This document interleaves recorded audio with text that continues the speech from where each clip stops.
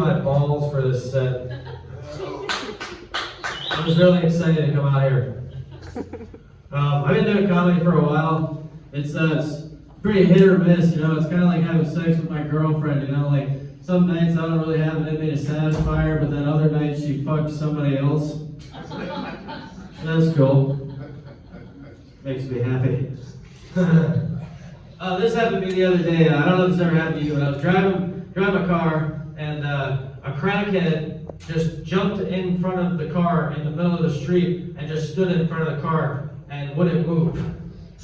So I honked my horn, and he still didn't move, and he looks at me and he goes, "What are you gonna do, motherfucker?" Which is kind of a ballsy question to ask when you think about it from the crackhead's perspective, because, you know, he's on foot and I'm in a car. It's kind of obvious what I'm gonna do, you know? I'm gonna pull over and start crying.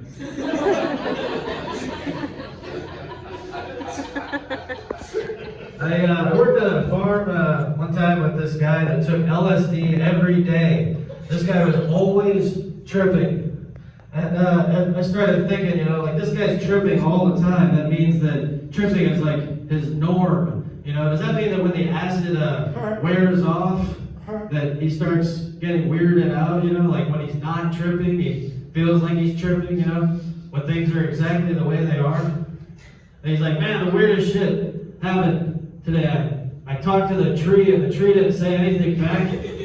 And then I listened to this Grateful Dead song, and it sounded like shit. Alright, whatever. That's a weird one. I quit drinking, and I quit doing drugs, and then my friend was like, "Hey, that's cool, man. You quit drinking, you quit doing drugs. You should, you're gonna quit smoking too." I'm like, "Man, if I quit smoking, what the fuck would I do with myself?" He's like, "Oh, you gotta replace smoking with exercise." Yeah, because there's nothing like 25 jumping jacks under sex, am I right?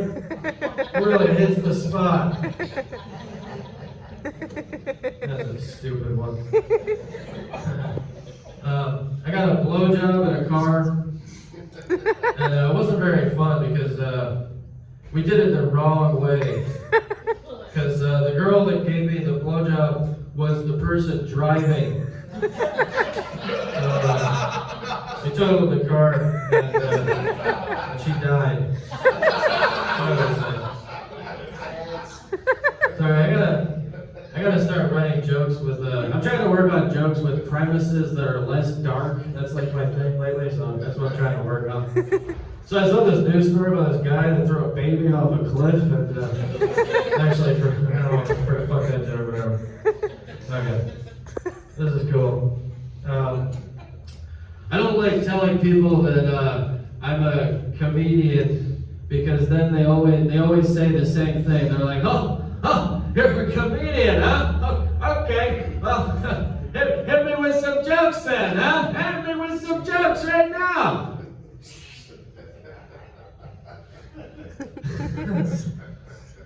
Alright, well, that's not even a fucking joke. I don't know what I'm doing. Crackheads are weird though, man. I'm going to talk about crackheads more. One time a crackhead came up to me and asked me for $1, so I give him $1. And then this lady behind me starts yelling at me. She's like, "Hey, don't give that guy any money."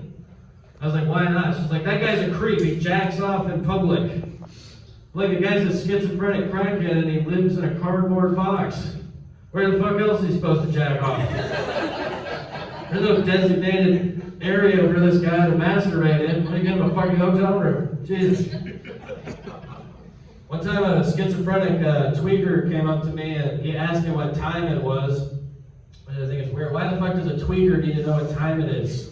Are they late to do something that's important? Are they on schedule, you know? It's like, "Hey man, what time is it?" It's 3:30. 3:30, oh fuck, I was supposed to be talking gibberish next to that dumpster 4 hours ago. I'm gonna be late to meet my invisible friends. Fuck! I'm late to do nothing! I went to the assisted suicide clinic and they gave me a punch card.